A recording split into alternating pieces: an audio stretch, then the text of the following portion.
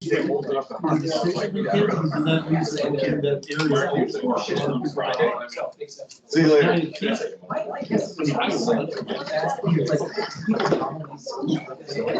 Flashlights on. I was just trying to give her a list, like, you know, did it. It sounds like my daughter sings to me all the time. Your flashlights on. We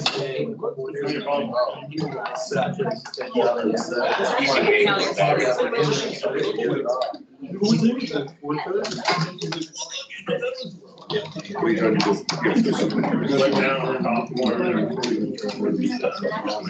I usually don't. Everything open.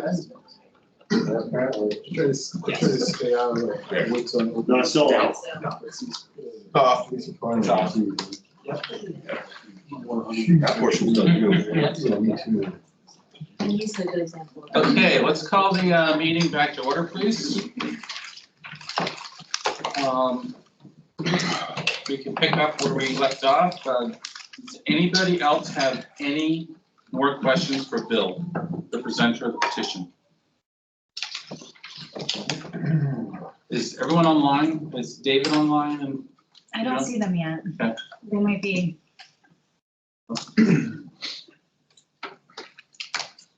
Well, they were not going to be able to make the second half of the meeting. Michael Colson will, but Michael Colson was the other one. Okay, so, well, there's Michael. Okay. Any questions for the presenter, Mike? On the petition? No? Okay, we can't hear you, just so you know. All right, anybody from the department want to respond to this, or at this point? Commissioner's not here? No? I think at this stage of the game, we'll take it under advisement and we will come back to the board. I would suggest at the May meeting with a recommendation for how to respond. Okay. Can I get someone make a motion? I'll make the motion to take this under advisement. I'll stop that. Okay, all those in favor of moving the petition to the department to take under advisement, signify by saying aye. Aye. Opposed? Ayes have it. Thank you. Thank you, Bill. All right, thank you, appreciate it. So just keep an eye out for the agenda, so when we'll pick it up again and we'll get the response from the department. Like I said, it's about fairness and, Sure. and opportunity. Yep. That's all I'm really after, so. Gotcha. Okay, next on the item. Next item on the agenda is a department recommendation on petition regarding youth hunt of a lifetime for moose. Commissioner?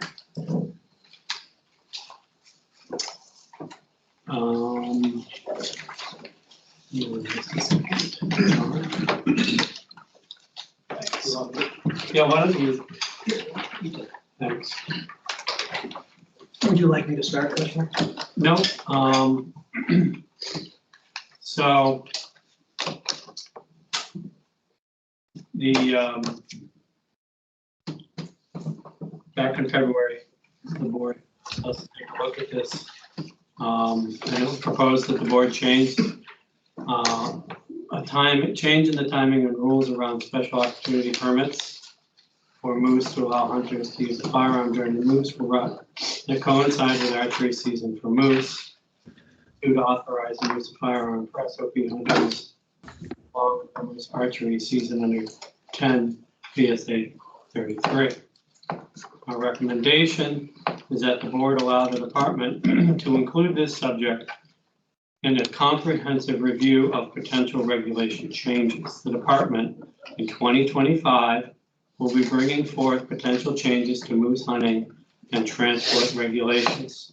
The department supports the intent of the special opportunity permits as authorized under 10 VSA 4255 subsection J to provide a unique opportunity to individuals with a life-threatening disease or illness.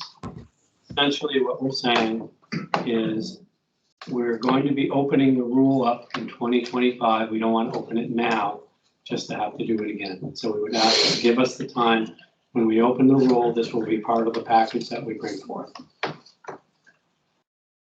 Commissioner, when you say rule, can you be more specific? Which, is it a moose rule in and of itself, or is it a broader rule with more game involved? It's the moose rule. Thank you. Just see me throw my voice. Entire package. Thank you. Anybody have any questions for the commissioner of the department? Just so in order to make that change for the special permits, then you would have to open up the entire moose rule? Well, we open the rule and then the whole thing becomes subject to public comment and everything. And if we're gonna modify the rule, we ought to do it once, not every time something comes up. And that's standard practice. That's valid. Thank you for the question. When was the last time that rule was opened? I think we do these every 5 years, right? This is every 50, okay. The deer rules they're gonna be open next year also, right? Yes. Good. So you're looking for a motion to table this until such time as the moose rule is reopened for, May. To have it included in that, in the whole review of that opening of the rule at the same time. Considered. yeah, what he said. Yeah. So moved. Okay. Okay, I have a motion and a second to address this issue, to address this petition when the moose rule is opened in 2025. All those in favor, signify by saying aye. Aye. Opposed? Ayes have it. Okay. Thank you. You're welcome. Next on the agenda, item number 6, migratory game bird hunting seasons. Final votes. Commissioner? Andrew? You want me up there or where do you? I think probably up front, just for.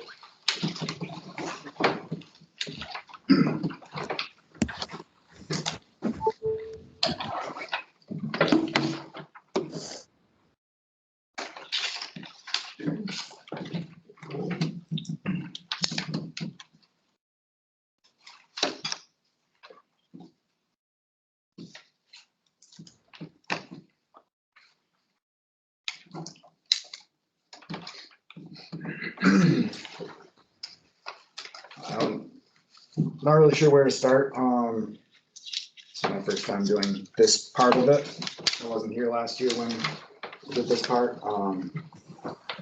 Should I go Well, the through? board's seen this already Right. once. Yep, so should I just go through the changes in the recommendation, the initial recommendations? I think so. Okay.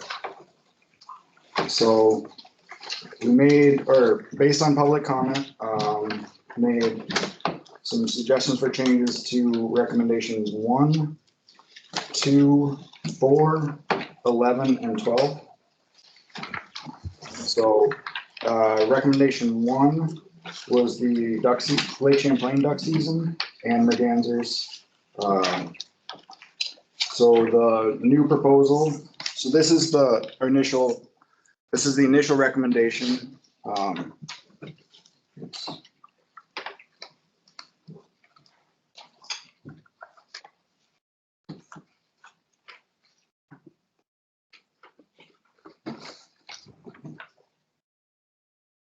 No, that doesn't matter.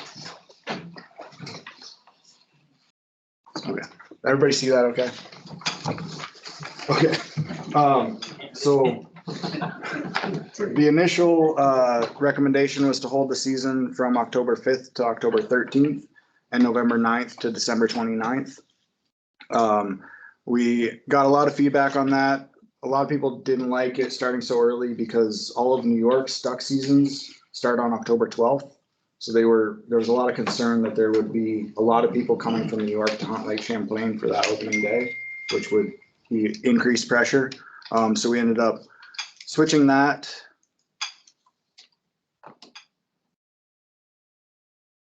to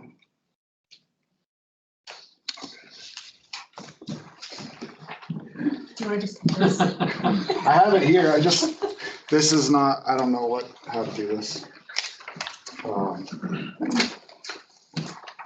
See ya. to take Andrew, control. can you just move the cursor over to the slides on the left and just click on the slide that you want? Yeah, I do on my screen, but it's not Oh, doing it's it not on here, there.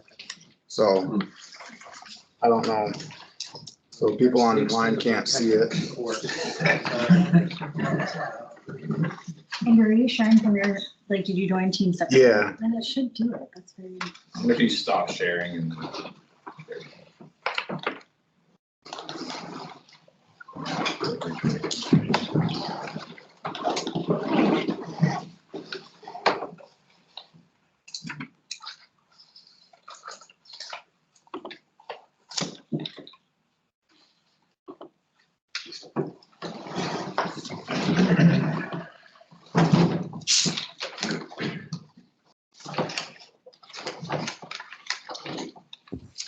Yeah, it won't let me share now.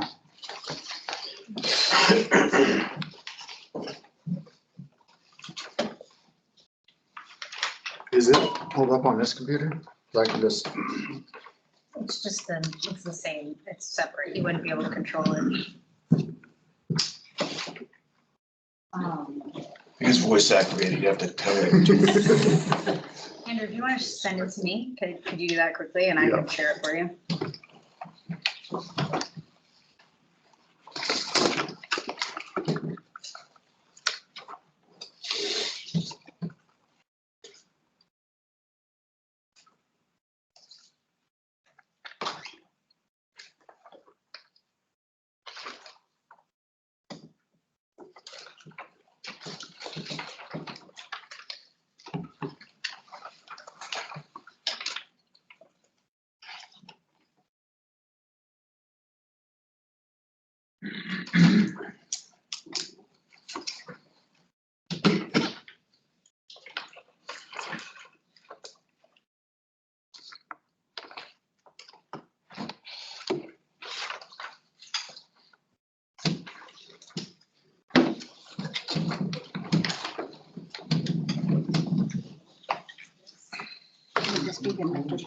yeah, that'll work. I'll just, okay,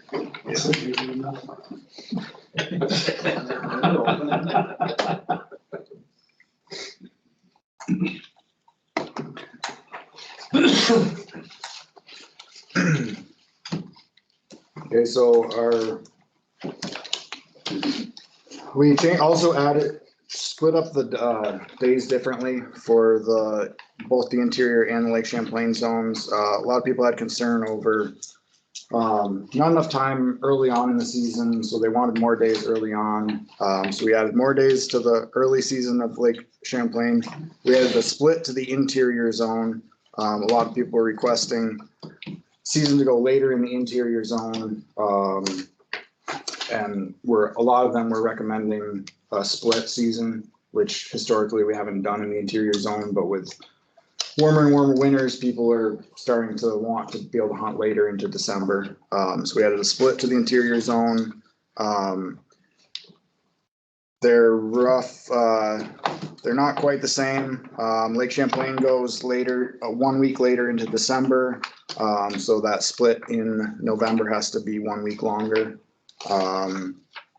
There was also made a mistake on the initial goose seasons because we haven't actually received the federal frameworks yet. So I had made an assumption that it was going to be the same as last year, but it was not. So we are actually only allowed 30 days for the migratory season. So I had to take 15 days off the migratory season, but that gave us an extra 15 days that I could add into the late resident Canada season. And people also wanted to switch I had basically recommended the scoff seasons to be 2 for 20 to start and 1 for 40 to end, just to see how people liked the previous year's format. And everybody wanted it back the way it was last year, so I then switched it back to the 1 for 40 to start and then 2 for 20 to end. And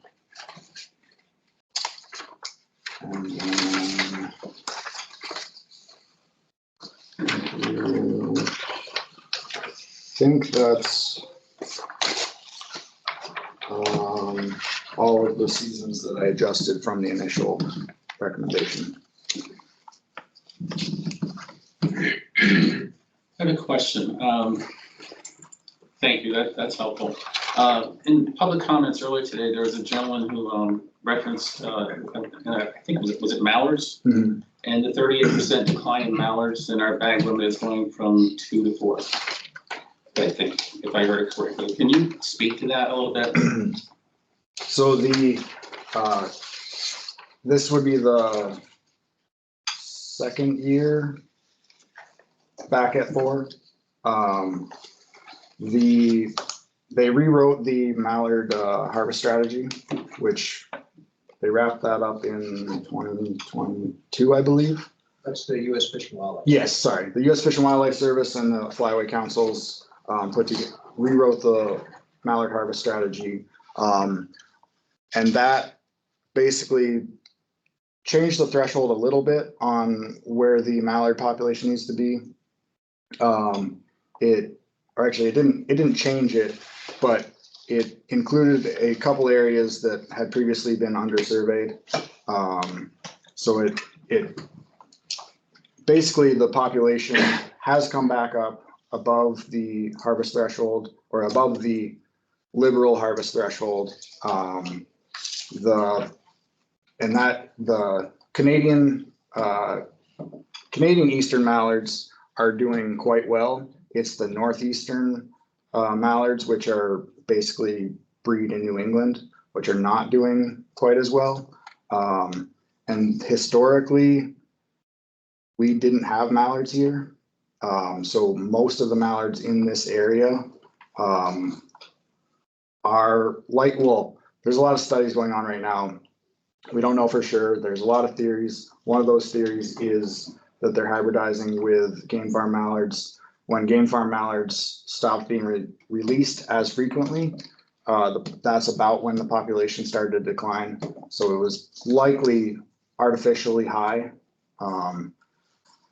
Most of the true wild eastern mallards breed in eastern Canada and then go to the Carolinas and further south. So basically from the New England states down to Virginia, roughly, didn't really have mallards. I mean, it's eastern hardwood forests. It's not very good mallard habitat. So with that change, with the reduction in mallard releases, the population kind of has come down at the same time. There's a lot of research going on right now. We still don't really know what the cause is, but there's a lot of theories right now.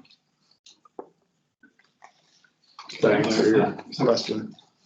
There is a fair amount of mallards flying around though, correct? Yes. Yes. And in your opinion, as a scientist, is the bag limit the right one? Yes. Thank you. Mr. Chair, Yes. I would just add, in addition to the insight that Andrew has provided, and also to say, I appreciate the comment from Mr. Coronado. We share the concern to make sure that whatever bag limits are set are done so based on the best science. We don't want anything to happen to the populations of these important species of wildlife.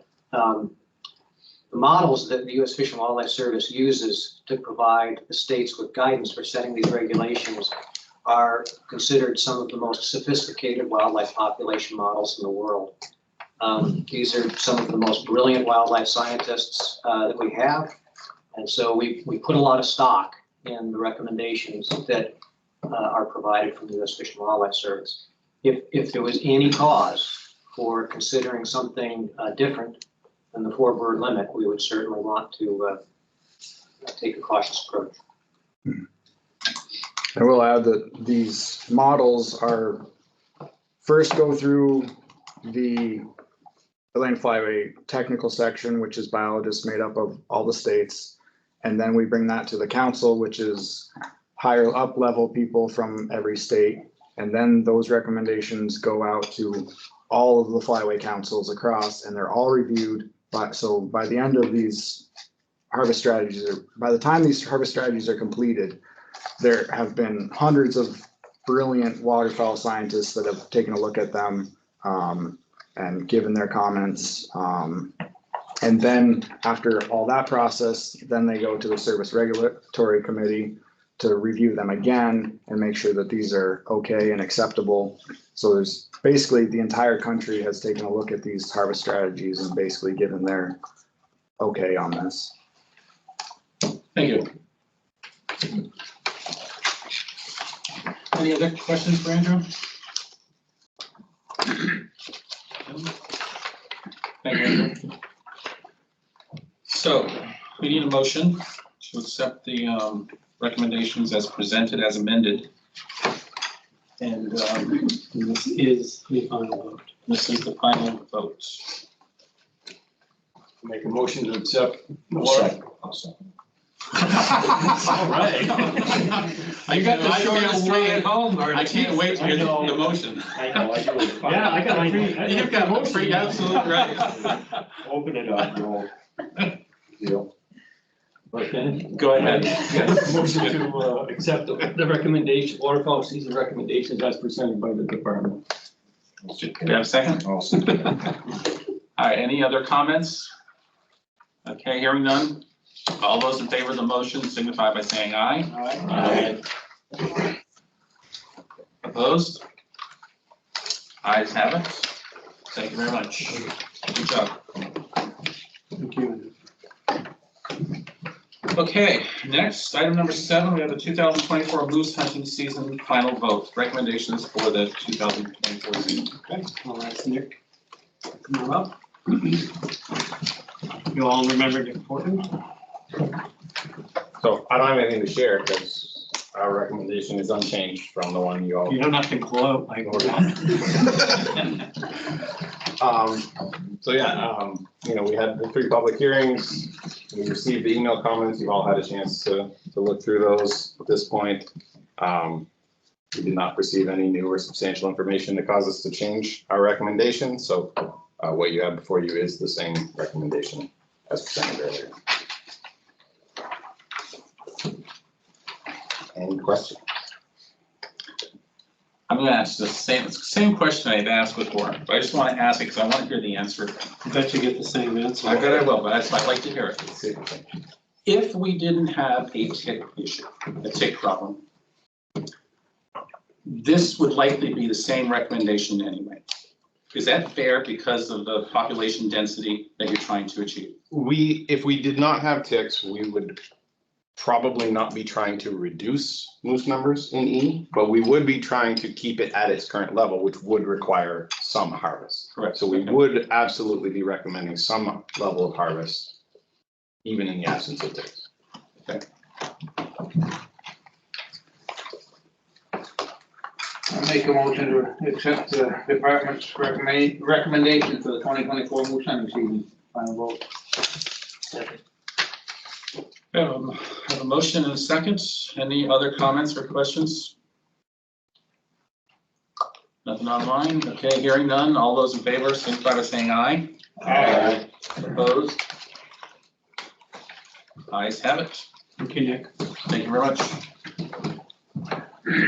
Okay, next, I'm going to turn to Dustin to introduce our next presenter.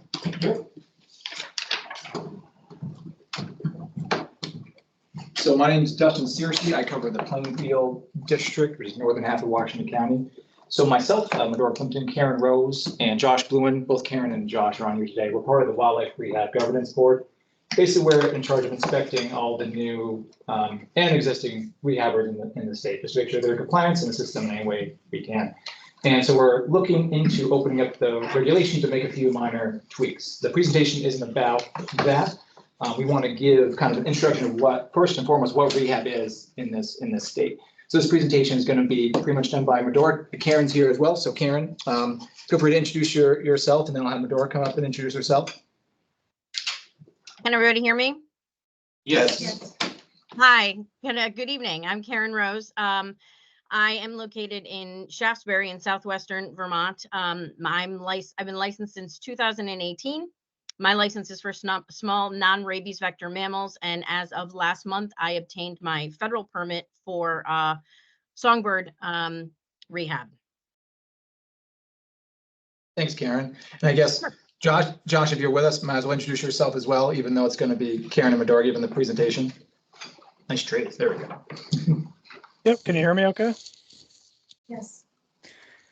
Yeah, sorry I couldn't be there in person. My name is Josh Bluen. I'm a biologist out of the Barry office, and I represent the wildlife division on the board. Thanks, Josh. And so, Medora, if you want to come up and do the presentation, and Abigail, we didn't bring our laptop with us. Are you able to share the PowerPoint? Yeah. Perfect. Thank you so much. All right, Medora, take Thanks, it away. Dustin. Hey, do I have the ability to click, or are you going to do that for me? No ability to click. Can I just say, hey, next one? Yes. Perfect. Give me 1 second. All right, no worries. I'm Medora Plimpton. I am from Starksboro. I've been a permanent wildlife rehabilitator in Vermont for 8 years. I specialize in rabies vector species. So in Vermont, those are raccoons, foxes, and skunks. I also specialize in the larger mammals, bobcats, and coyotes. When I'm not doing wildlife rehabilitation, I'm a registered nurse up at UVA Medical Center Urgent Care. So that's how I make my money. I certainly don't make it being a wildlife rehabber. So brief discussion tonight about wildlife rehab. Any questions you have, save it for the end. We'd love to have question and answer period afterwards, okay? So go ahead. So wildlife rehabilitation is the rescue, rehabilitation, and release of injured and orphaned wildlife. Go ahead. Sorry, I'm taking notes while. Oh, that's tricky. Vermont's wildlife rehab program officially started in 1991. I believe VINS was already established at that time, Vermont Institute of Natural Science, but that's where it was really started officially. There were only 3 permitted rehabbers at that point. Currently today in 2024, there are 24 permitted volunteer wildlife rehabilitators representing 6 Vermont counties. Most rehab facilities in Vermont are home-based, with the exception of VINS, Outreach for Earth Stewardship, which is based out of Shelburne Farms, and Southern Vermont Natural History Museum. Next slide, please. In addition to being wildlife rehabilitators, most of us have careers since we are not paid to do what we do. These are just some of the professions: college professor, doctor, nurse, National Guard medic, mortgage loan processor, veterinary technician, massage therapist, chef, farmer, police officer, laboratory technician, animal control officer, environmental educator. So as you can see, a hugely diverse group of people who are here to help Vermont wildlife. Next slide. So why do we do wildlife, or why do we need wildlife rehabilitation? The first reason is to give injured and orphaned wildlife, who most of the time are made that way by human interference, is to give them a second chance at life. So that's really the main reason we do what we do. The second reason is because wildlife rehab keeps wildlife and the general public safe. When there's no option for someone to turn to when they find an orphan or injured animal, and there's no one to call, usually they'll take that upon themselves to try to fix that problem. So by being able to call someone who's a professional and knows what they're doing with wildlife rehab, they're able to ask for help. We're able to take that animal in and do it the right way. If not, the general public is in danger of contracting diseases. As we all know, rabies is fatal. There's a lot of parasites out there that are very scary. In addition to it not being fair for the animal, who ends up becoming most likely a pet. And that does happen here in Vermont quite frequently. In 2023, Vermont rehabbers took in over 700 mammals and 800 birds. That's a lot of wildlife. Human interference is the #1 cause of orphans. So a typical call on a day like today, my season starts mid-April. I'll get a phone call.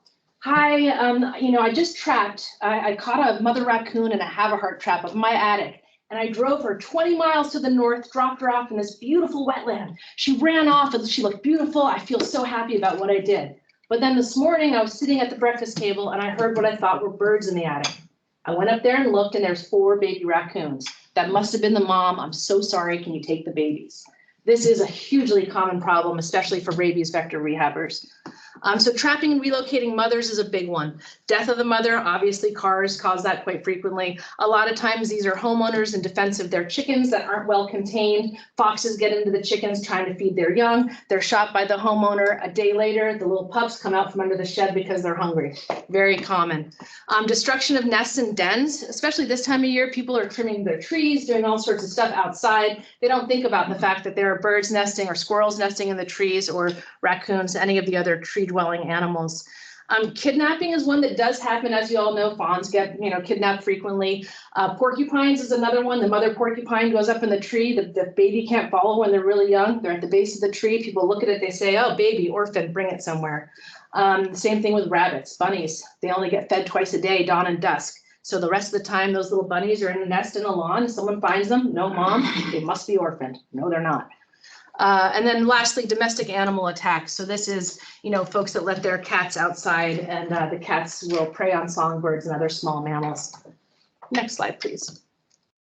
So intake to release, I'll just speak for myself. So really what happens is we get an initial phone call from the public. The first thing we try to do always is to reunite that baby with the mother. We do not want to take babies in. That's the last thing we want to do. We want to keep families together. So we do our best to try to reunite the orphan with the family. If we can ensure that it really is an orphan or that it's injured, we counsel the public on how to safely contain that animal. So using gloves, a barrier device, put it into a box with a warm water bottle, do not feed it anything. We meet that person with the orphan, we obtain their contact information. Each month, we're required by the Department of Fish and Wildlife to send in a monthly report. And on this report is the animal that was obtained, how many in the litter, who the finder was, their address, and sort of what happened. So that's how we keep track of what all the rehabbers are doing and how many animals are being taken in. We then meet the public with the orphan, we'll obtain their contact information. We initially, once we get them back to our facilities, we warm them, we rehydrate them with electrolyte fluids, we weigh them, do a physical exam, and we document everything we do. Throughout the time they're with us, especially when they're young, they're fed numerous times a day and through the night. Some animals need to be fed every 2 hours. We clean cages, we provide enrichment, and we vaccinate them, especially the rabies vector species. We give them the opportunity to grow and gain strength. We house them with conspecifics or species specific, so the same species within the same enclosure. We give them the chance to grow and gain strength. That basically lets them learn how to be a wild animal. The older they get, the less time they are spent with the wildlife rehabilitator, the more hands-off we are. In the beginning, they have to be bottle fed, hands-on. At the very end, they want nothing to do with us before they get released. We then release them in species-specific habitat, typically 1 month to 2 years, depending on the species. So 1 month are the little itty-bitty mammals and the birds. Most of the songbirds are really short period of time. The larger the animal, the longer the time.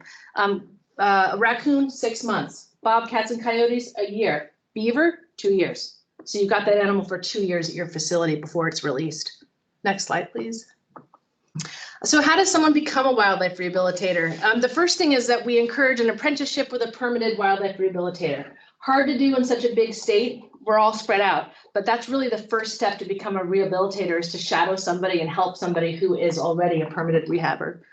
The second is education. There's lots of education about wildlife rehabilitation. There are online classes, conferences, tons of reference materials. And those of us that are already permitted, continuing education is something we do. There's national conferences every year. Most of us attend some of those. Once someone's decided they're interested in becoming a rehabber, there's an application process. There is a whole section on the website many of you might have seen. The department does a great job of laying out sort of what it takes to be a rehabilitator. It's really not easy. It's not easy stuff to do. It's very, very demanding, especially with those of us who have jobs.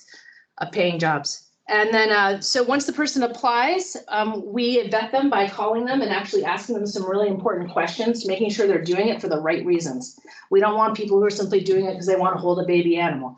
We want these people to be doing it for the right reasons, which is to make sure that these animals are getting back out into the wild. So we're continuing the cycle of helping, releasing, and making sure that that process is the right process. We do a home inspection. Dustin is in charge of those. Usually it's Dustin or another warden, one of the biologists. In this case, it's been Josh. And then myself or Karen have been going on these. Karen's been covering the southern half of the state. I've been covering the north half. And it's important to have a rehabber on board just because we know what to look for. Even though the wardens and the biologists are well versed in what they do, it's really nice to be able to have someone who kind of knows the ins and outs of rehab on board with that as well. So we do a home inspection, and that home inspection is a pretty lengthy checklist of things that the rehabbers have to have. You know, they've got to have the right enclosures, right size enclosures for the animals they want to rehab. They've got to have the right medical equipment. They've got to have, you know, the right food, all of that, the right procedures. They've got to, you know, have a space in their house that is not near any other animals or people.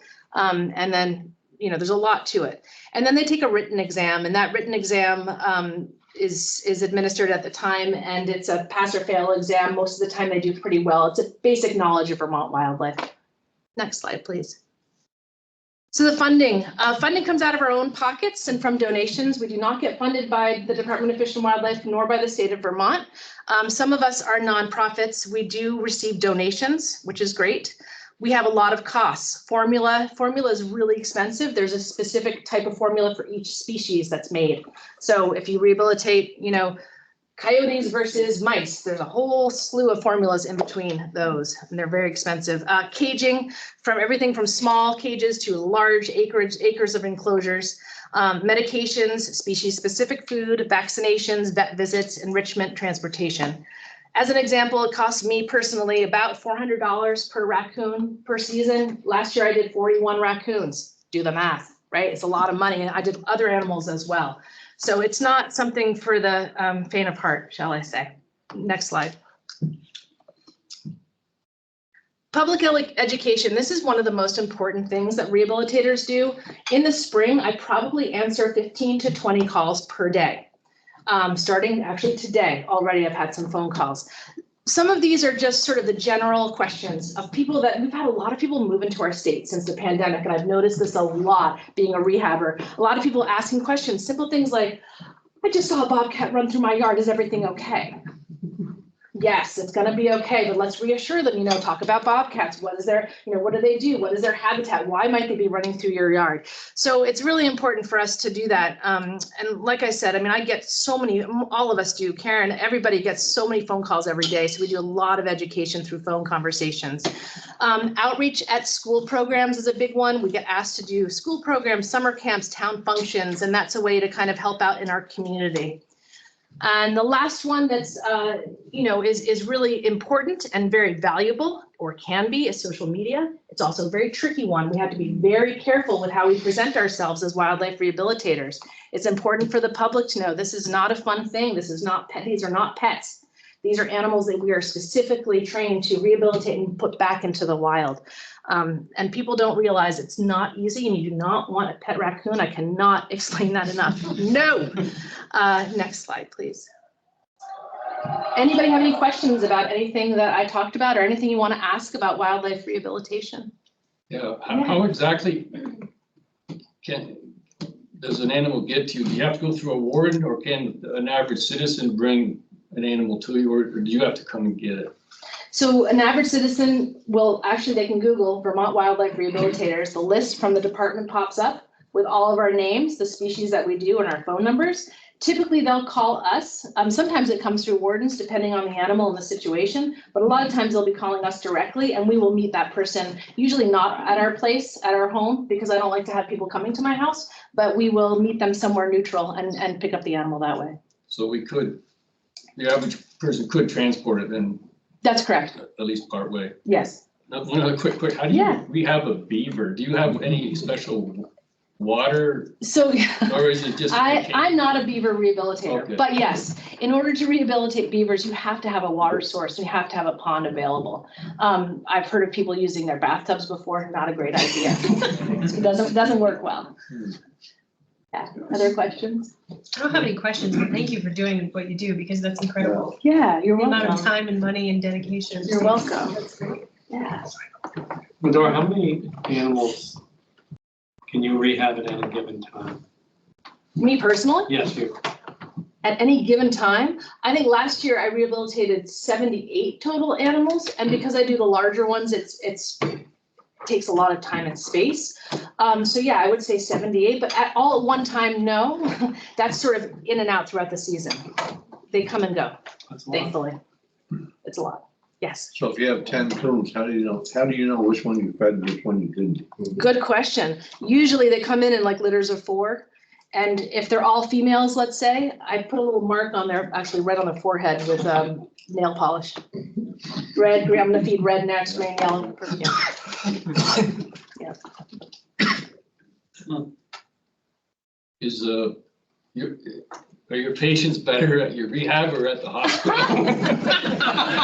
That's an amazing question. 110% easier at the rehab, 100%. That's what I thought, even at the hospital. Yes, I mean, come on, right? I mean, I try to be empathetic at work, but you know, it sometimes can be hard with humans, but yes. Know your patients when you see them, they'll Yeah. dot on their forehead. That's right. No wonder I've been in trouble at work. Yeah.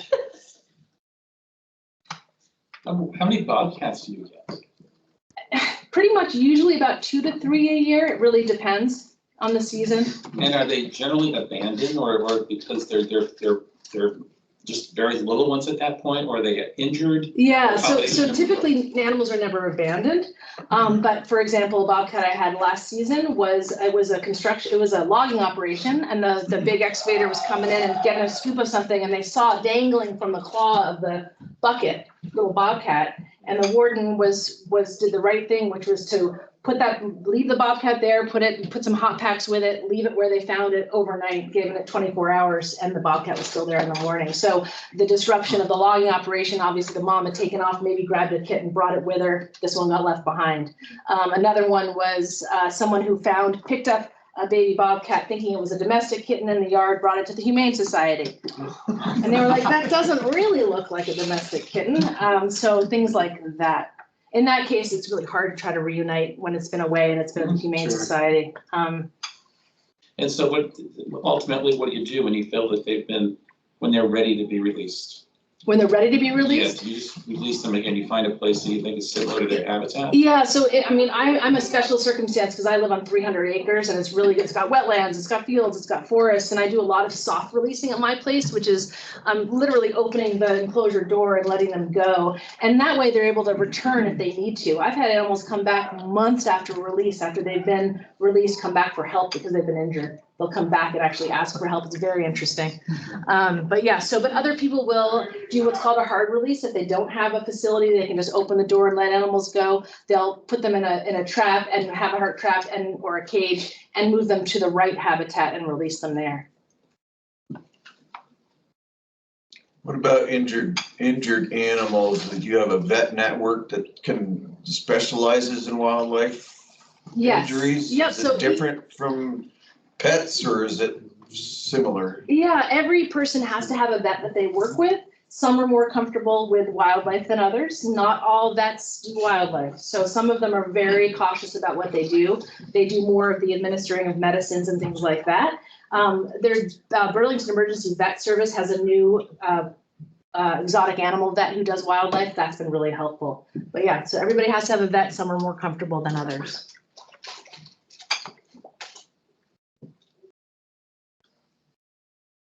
No other questions? I know it's the last thing of the night, but. No, sadly, I am. Oh, you are. But I do want to say, when I came to the department, one of the first meetings I had was with Medora and the major behind me. And I had no idea the great work that they do. And I do appreciate it. It's one of the many things this department does that people don't know about, and that's why you're here tonight, because I don't think the board had a good sense. So thank you for your time. You're welcome. Yes, thank you both very much. Yes. Sorry, Karen, do you have anything to add? I'm sorry, I kind of blocked you off this whole time. Oops. Not at all. You did a great job. Thanks for putting that together, Medora, and spearheading it. Yeah, no problem. Any other questions at all? Yes. I mean, just your first example, you talked about the raccoon and somebody thinking they're doing a good thing and bringing you the raccoon, and the next thing they released it, relocated it, and the next thing you know, there are 4 little ones around. Do you give them training also, or on how they should proceed if they find a raccoon? Yes, So yes. that comes from a rehab or? Totally. So the education on like exclusion techniques, humane exclusion techniques is something I teach all the time. So instead of trapping and relocating, it's playing bright lights, playing loud music, because most of these animals have alternate den sites. They already have established in their area. So all it takes is for them to not want to be there anymore. They take those babies one by one, take them out, put them in an alternate den site, they close up wherever they were getting in. It's the best solution, and it keeps families together and prevents us from taking on all these orphans. Yeah, Medora and Karen actually just partnered with our outreach folks and did a post just on this, and they did a really good job. Yeah, it just came out a few hours ago, actually, on the website. Thanks. Yeah, so if any of you ever have questions, or you want to learn more about it, or you want to come visit, I'm happy to host anyone at my facility, by the way. Yeah. I want to come visit. May is the best time, just to sort of get a feel for what's going on. Is the busiest time. Most animals are released by September. It's turkey season, you know. Can't make it then. They don't rehab turkeys. No, that's the other thing. We don't rehab game animals, so we don't rehab deer, bear, turkey. They're not all success stories, are they? Oh, gosh, no. Oh, no. I mean, there's total heartbreak, but you can't save everybody. And, you have to have a pretty low threshold for euthanasia. We don't want animals suffering. So that's a big part of what we do. So, there's a lot, it's a lot of emotion that goes into it as well. It's not just all happy, fuzzy, cute baby animals. No.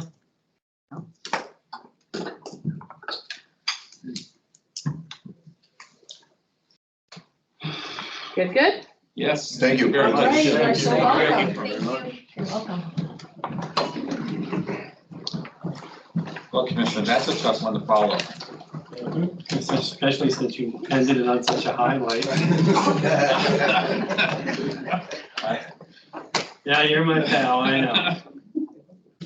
Okay, next on the agenda is the Commissioner's update. Well, I want to thank everybody for changing venues. I think it's important that we do this, and I especially want to thank Abigail for setting this all up. So thank you, Abigail. I know how much work it takes.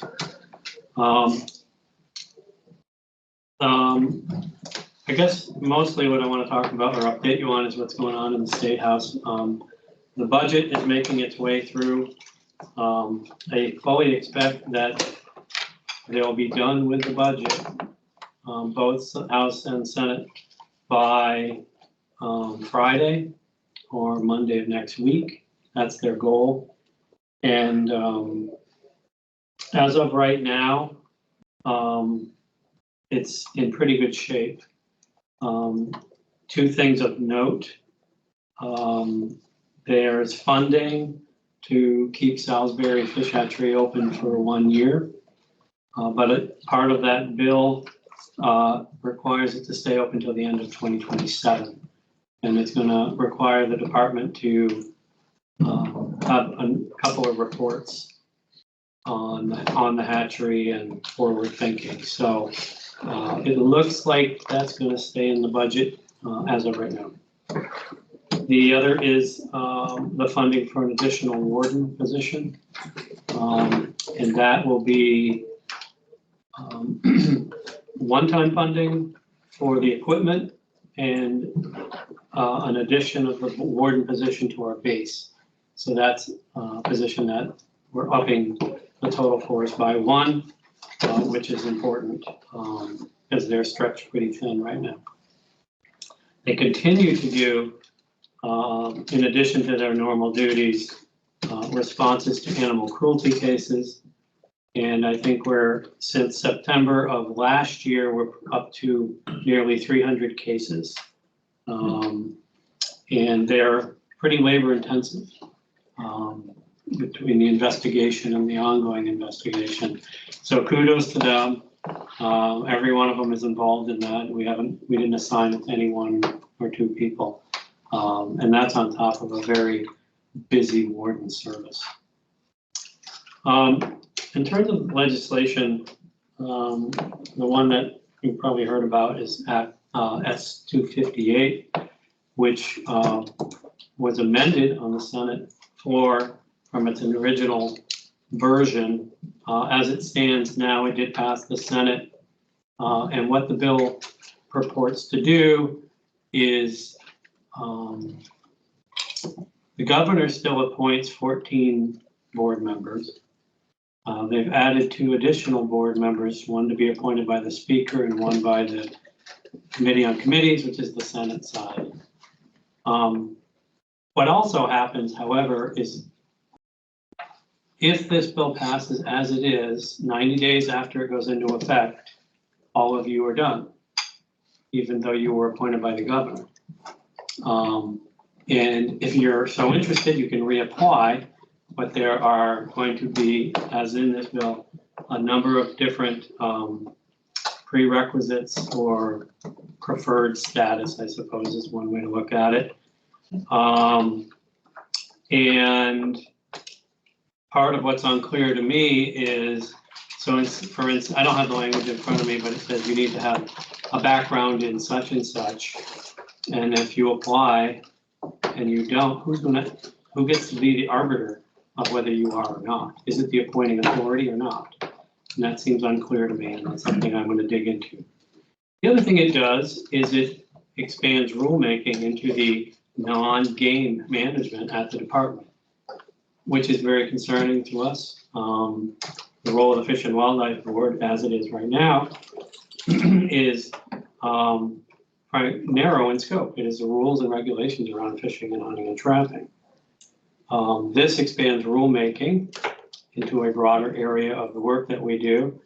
It also makes this board advisory only, which I think was alluded to earlier, and invests all the authority that you currently have in my position.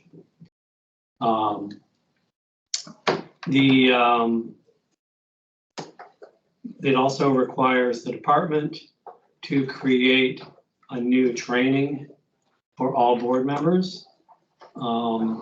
And all of these, the new rulemaking and the training is going to require a boatload of work, and there is no appropriation in this bill for additional staff or staff time. And so I have a department full of people who work extremely hard and long hours, and now they would be asked to do more work, which is going to pull them away from the important work that they are asked to do, which is managing the wildlife and the habitat in the state.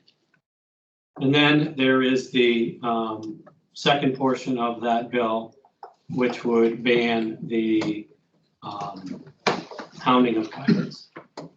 And so that came through the Senate. It has yet to be picked up by the House, and it would be in House Environment and Energy. And so we're just waiting to see what's going to happen there. And just so you know the process, it could be amended there. In that committee, they can do whatever they want to the bill. And if they would be substantially different, then they would have to set up a conference committee if it got through the House. I don't know that we'll know exactly what's going to happen until the session's very close to the end. And they're guessing that they're going to end on May 10th. And that should be the end of the session. So that's where that stands. The other thing I will tell you, I have bad news and good news. You know the bad news already. Despite Catherine leaving the department and to become the Secretary's General Counsel, she's here because she's a dedicated human, and I appreciate that. And we are probably within days of coming to terms with her replacement. I can't tell you who that's going to be, but I can tell you they are very capable, and it'll be nice to have them on board. But this is likely the last board meeting that you'll see Catherine, maybe one more, but take the opportunity to thank her for all her hard work. She does a lot of work behind the scenes. She's done a lot in front, but the work that she does behind keeps the department on the right track. And so I just want to say in this meeting, a heartfelt thank you for all her work and her dedication. The rulemaking process was onerous and we wouldn't have gotten through it without her. And so with that, thank you, Catherine. And that is my report. Excellent. Okay, well, actually, Catherine, thank you very much. It's correct from the board. The process we followed and you had us walk through for at least the most recent rulemaking process was, very difficult. But if anybody can make it easier, I think we certainly did. And we passed the first hurdle, the legal hurdle based on your guidance. So that was very good as well too. So we appreciated that support. Thank you. Any questions for the commissioner? New board members, any decisions? No, because everything's so much in flux. We just extended the other two. Nobody's gonna want to get on a board and have to be off it, and so.